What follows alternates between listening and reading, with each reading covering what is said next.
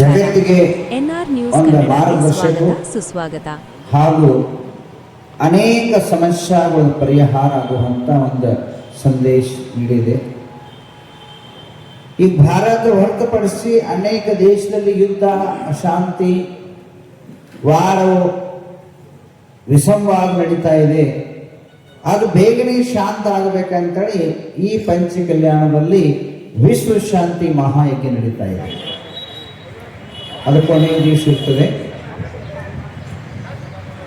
ಅದರ ಜೊತೆಗೆ 24 ವರ್ಷ ನಂತರ ಈ ಮಂದಿರ, ಈ ಮಠದ ಜೀರ್ಣೋದ್ಧಾರ ನಿರ್ಮಾಣಗೊಂಡಾಗಿ ಈ ಭಗವಂತರ ಆದಿನಾಥದ 6 ಅಡಿ ಎತ್ತರದಂತ ಚಾಲುಕ್ಯ ಕಾಲದಲ್ಲಿ ಯಾವ ರೀತಿಯಲ್ಲಿ ಶಿಲ್ಪ ಕೆತ್ತನಾಗಿದೆ, ಆ ಸ್ವರೂಪವಾಗಿ ಭಗವಂತರ ಆದಿನಾಥದ ಮೂರ್ತಿ ಕೆತ್ತನೆ ಮಾಡಿ 6 ಅಡಿ ಎತ್ತರದ ಆತರದಲ್ಲಿ ಇದ್ದಂಥ ಭಗವಂತರ ಆದಿನಾಥರ ಪ್ರಥಮ ತೀರ್ಥಂಕರದ ಮೂರ್ತಿ ಇದ್ದಂಥ ಪ್ರತಿಷ್ಠಾಪನಾ ಮಹೋತ್ಸವ 23 ಏಪ್ರಿಲಿಂದ 1 ಮೈವರೆಗೆ ಅತಿ ಭವ್ಯ, ಈ ಭಾಗದಲ್ಲಿನ ಭೂತೋನ ಭವಿಷ್ಯತಿ ಅಂತ ವಿರಾಟ್ ಸ್ವರೂಪ ಆದಂಥ ಪಂಚ ಕಲ್ಯಾಣ ಪ್ರತಿಷ್ಠಾ ಮಹೋತ್ಸವ ಮತ್ತು ಮಹಾಮಸ್ತಕ ಅಭಿಷೇಕ ಅದ್ವಿತೀಯ ವಿವಿಧ ಧಾರ್ಮಿಕ ಸಾಂಸ್ಕೃತಿಕ ಅನುಷ್ಠಾನ ಜೊತೆಗೆ ನಡೆಯಲಾಗಿದೆ. ಜೈನ ಧರ್ಮದಲ್ಲಿ ಒಂದು ತೀರ್ಥಂಕರ ಹುಟ್ಟಿದ್ರೆ ಅವ್ರಿಗೆ 5 ಕಲ್ಯಾಣಕ್ಕೆ ಇರ್ತಾವ: ಗರ್ವ, ಜನ್ಮ, ತಪ, ಕೇವಲ ಜ್ಞಾನ ಮತ್ತು ಮೋಕ್ಷ. 5 ಕಲ್ಯಾಣಕ್ಕೂ ಆದ ನಂತರ 24 ವರ್ಷ ಪೂರ್ವದಲ್ಲಿ ನಾ ಈ ಚತುರ್ಮಾಸ ಮಾಡಿದಾಗ ಈ ಒಂದು ಭಗವಾನ್ ಪಾರ್ಶ್ವನಾಥ ಮೂರ್ತಿ ಪ್ರತಿಷ್ಠಾಪನೆ ಆಗಿತ್ತ. ಭಗವಂತ ಪಾರ್ಶ್ವನಾಥರದ ಆತರ 33 ಪದಾರ್ಥದಿಂದ ಮಹಾಮಸ್ತಕಾಭಿಷೇಕ ಕೊನೆಯ ದಿವಸ ಇರುತ್ತದೆ. ಆಗ 2 ದಿವಸ ಮಹಾಮಸ್ತಕಾಭಿಷೇಕ ಕಾರ್ಯಕ್ರಮ ಹಮ್ಮಿಕೊಳ್ಳಲಾಗಿದೆ. ಅದರ ಜೊತೆಗೆ ಮೊದಲನೇ ದಿವಸ ಝಂಡಾರೋಹಣ ಜೊತೆಗೆ ಕಾರ್ಯಕ್ರಮ ಆರಂಭ ಆಗುತ್ತದೆ. ಝಂಡಾರೋಹಣ ಜೊತೆಗೆ ರಾತ್ರಿ ಗರ್ಭ ಕಲ್ಯಾಣಕ್ಕೆ 2 ದಿವಸ ಇರುತ್ತದೆ. ಆ ಕಾರ್ಯಕ್ರಮ ವಿವರ ನಿಮ್ಮ ಪತ್ರಿಕಾ ಕೊಡಲಾಗಿದೆ, ಅಥವಾ ಇಲ್ಲಿ ನೋಡ್ಕೋಬಹುದು. ಇನ್ನು ಮಹತ್ವವಾದಂತಹ ವಿಷಯ ಅಂದ್ರೆ ಜೈನ ಧರ್ಮದಲ್ಲಿ 24 ತೀರ್ಥಂಕರಾಗಿದ್ದಾರೆ. ಆ 24 ತೀರ್ಥಂಕರದಲ್ಲಿ ಮಠ ಮಠದಾಗ ಯಾವ ತೀರ್ಥಂಕರ ಅಂದ್ರೆ ಆದಿನಾಥ. ಅವ್ರ ದೇಶ ಮತ್ತು ಸಮಾಜಕ್ಕೆ ಅಸಿ ಮಸಿ ಕೃಷಿ, ವಾಣಿಜ್ಯ, ಶಿಲ್ಪ ಮತ್ತು ವಿದ್ಯಾ ಇವು 6 ತತ್ವವನ್ನು ನೀಡಿದರು. ಮತ್ತು ಸಾಮಾಜಿಕ ತತ್ವದಲ್ಲಿ ಮುಖ್ಯ ಹೆಂಗ್ ಭಗವಾನ್ ಮಹಾವೀರ್ ಜಿಯೋ ಮತ್ತು ಜಿನೇದು ಎಂದು ಶಬ್ದ ಕೊಟ್ಟಿದ್ದರು. ಅದೇ ಆದಿನಾಥ ಭಗವಂತರ ಋಷಿ ಬನೋಯ ಕೃಷಿಕರು ರಹಿತರಾಗಿ ಬದುಕಲಿಕ್ಕೆ, ಸನ್ಯಾಸ ಆಗಿ ಬದುಕರಿ ಅಂತೇಳಿ ಒಂದು ಅಜರಾಮರ ಸಂದೇಶವನ್ನು ಭಗವಂತ ಆದಿನಾಥ ನೀಡಿದರು. ಅಂತ ಭಗವಂತರ ಆದಿನಾಥ ಇವತ್ತು ಅಕ್ಷಯ ತೃತೀಯ ದಿವಸಕ್ಕೆ ಇವತ್ತವರು 6 ತಿಂಗಳ ಉಪವಾಸ ಆದ ನಂತರ ಅಕ್ಷಯ ತೃತೀಯ ದಿವಸ ಆಹಾರ ಪಡ್ಕೊಂಡ್ರು. ಆದ ಕಾರಣ ಆದಿನಾಥ ತೀರ್ಥಂಕರ ಪುತ್ರ ಭರತ ಮತ್ತು ಬಾಹುಬಲಿ 2 ಪುತ್ರಗಳಿಂದ 100 ಪುತ್ರರು ಇದ್ರು. ಆ ಬಾಹುಬಲಿ ಹೆಸರಿನಿಂದ ಭಗವಾನ್ ಗೋಮಟೇಶ್ವರ ಬಾಹುಬಲಿ ನಿರ್ಮಾಣ ಆಗಿದೆ. ಭಾರತ ದೇಶದ ಏನು ಹೆಸರಿದೆಯಲ್ಲ, ಅದ ಆದಿನಾಥ ಪುತ್ರ ಭರತದಿಂದ ಈ ಭಾರತ ದೇಶದ ಹೆಸರ ಜಗತ್ತಿನಲ್ಲಿ ಜಾಹೀರಾಗಿದೆ. ಅಂತ ಆದಿನಾಥ ತೀರ್ಥಂಕರ ಪಂಚಕಲ್ಯಾಣ ಮಹೋತ್ಸವ ಧಾರ್ಮಿಕ ಅನೇಕ ವಿಧಿ ವಿಧಾನ, ಸಾವಿರಾರು ದಾಂಪತ್ಯಗಳಿಂದ ಅರ್ಚನಾ, 100 ಕುಂಭದಿಂದ ಅಭಿಷೇಕ ಪ್ರತಿನಿತ್ಯ, ಆಮೇಲೆ ಕೊನೆಯ ದಿವಸ 1008 ಕಂಬದಿಂದ ಮಹಾಮಸ್ತಕ ಅಭಿಷೇಕ ಆಗುತ್ತದೆ. ಅದರ ಜೊತೆಗೆ ಅನೇಕ ಧಾರ್ಮಿಕರು, ವಿದ್ವಾಂಸರು, ವಿದ್ವಾಂಸರು, ತ್ಯಾಗಿಗಳು, ಸನ್ಯಾಸಿಗಳು ಈ ಕಾರ್ಯಕ್ರಮದಲ್ಲಿ ಭಾಗವಹಿಸ್ತಾ ಇದ್ದಾರೆ. ಅನೇಕ ಆಚಾರ್ಯಗಳು, ನನ್ನ ಜೊತೆಗೆ 3 ಆಚಾರ್ಯಗಳು ಈ ಕಾರ್ಯಕ್ರಮದಲ್ಲಿ ಭಾಗವಹಿಸ್ತಾ ಇದ್ದಾರೆ. ಅದರ ಜೊತೆಗೆ ಕರ್ನಾಟಕ ಸರ್ಕಾರದ ಮುಖ್ಯಮಂತ್ರಿ ಹಾಗೂ ರಾಜ್ಯಪಾಲರು ಈ ಕಾರ್ಯಕ್ರಮ ಆಮಂತ್ರಣ ನೀಡಲಾಗಿದೆ. 99ಕ್ಕೆ ಅವರು ಕಾರ್ಯಕ್ರಮ ಬರುವಂತ ಸಂಭಾವನಾ ಇದೆ.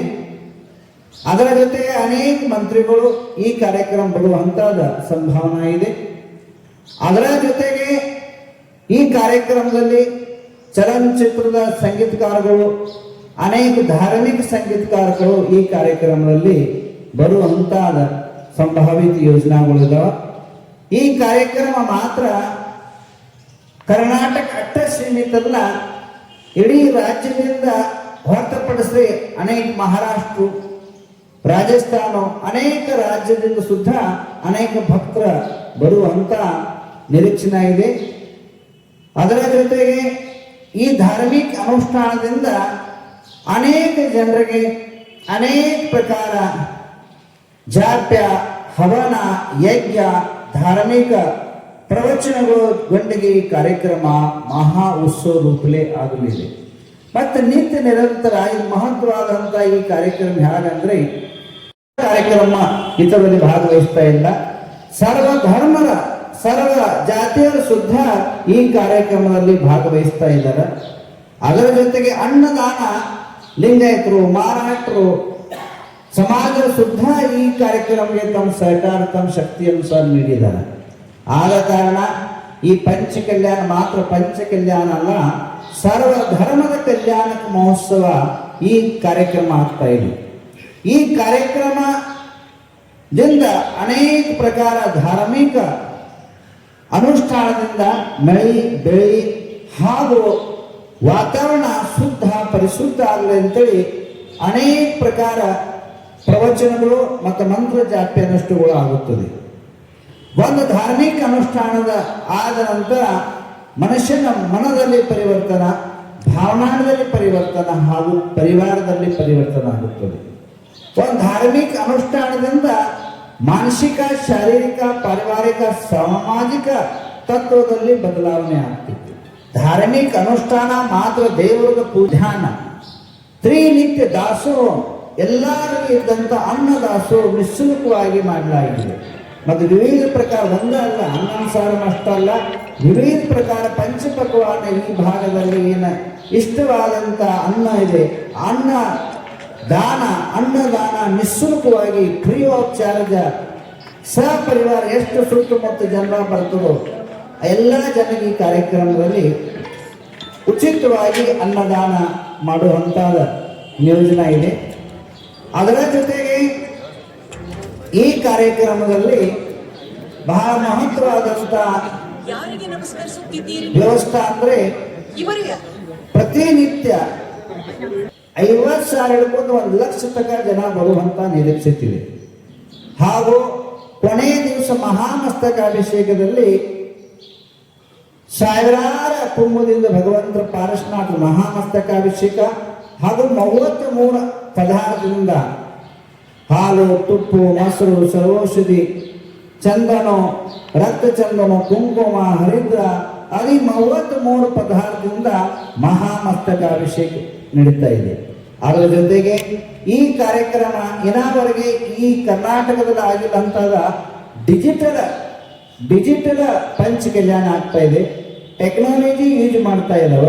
ಇನ್ನಾವರೆಗೆ ಪಂಡಿತರು ಹಾಗೂ ಇಂದ್ರಗಳು ಏನು ಫಿಸಿಕಲ್ ಏನು ಕಾರ್ಯ ಮಾಡ್ತಾ ಇದ್ದಾರೋ, ಆದರೆ ಈ ಕಾರ್ಯಕ್ರಮದಲ್ಲಿ ಅನೇಕ ಪ್ರಕಾರ ಡಿಜಿಟಲ್ ಏನ ಟೆಕ್ನಾಲಜಿ ಇದರಲ್ಲಿ ಯೂಸ್ ಮಾಡಿ ಮಹಾಮಸ್ತಕಾಭಿಷೇಕ ಪಂಚ ಕಲ್ಯಾಣ ಕಾರ್ಯಕ್ರಮ ಇದರಲ್ಲಿ ಮಾಡುವಂಥದ್ದು ಒಂದು ಯೋಜನಾ ಹಮ್ಮಿಕೊಳ್ಳಲಾಗಿದೆ. ಆದ ಕಾರಣ ತಮಗೂ ಶುದ್ಧ ಆಮಂತ್ರಣ ಇದೆ, ನಿತ್ಯ ತಾವು ಬಂದು, ಯಾಕಂದ್ರೆ ಜಂಗಲ ಮೇ ಮೋರ್ ನಾಚೆ ಕಿಸ್ನೇ ಲೇಖಾ, ಜಗತ್ನಾಗ ಒಂದು ಮೂಲ್ಯಾಗ ನಾವು ಕೊಂಡ್ಕೊತಿದ್ರೆ ಯಾರೂ ನೋಡೋಕ್ಕಾಗೋದಿಲ್ಲ.